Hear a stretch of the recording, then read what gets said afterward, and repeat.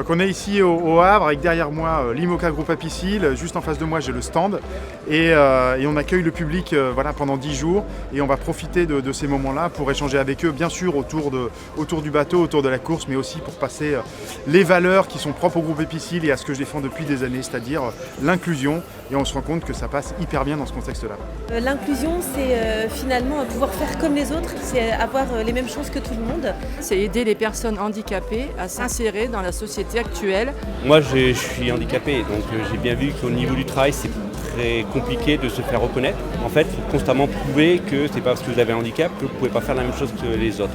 Bien au contraire, ce qu'on perd d'un côté, on l'apporte sur autre chose. Le projet Damien favorise l'inclusion parce qu'il montre que c'est possible, c'est-à-dire que ça donne de l'espoir, ça ouvre le champ des possibles finalement. Je trouve que Damien est très courageux car faire quelque chose avec une main c'est très compliqué et je suis content et bravo à lui.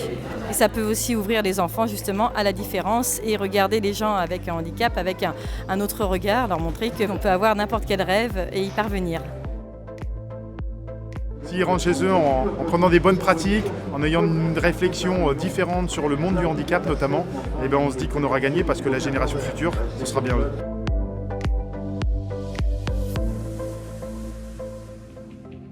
Donc il y a énormément de choses qui sont mises en place par le groupe Apicil sur ce village de départ. Donc il y a bien sûr le stand sur lequel il y a des animations, il y a notamment des démonstrations en e-sport, il y a de la sensibilisation sur ce que font les associations, il y a l'engagement du groupe Apicil qui est mis en avant.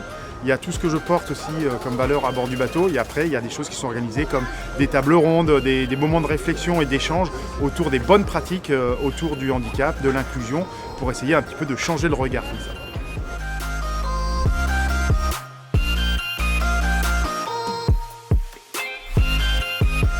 Je m'appelle Edgar Ampis, donc j'ai 18 ans, je suis en situation de handicap, donc j'ai fait un AVC à naissance qui m'a causé une hémiplégie gauche et je pratique le tennis de table en e-sport depuis maintenant 5 ans.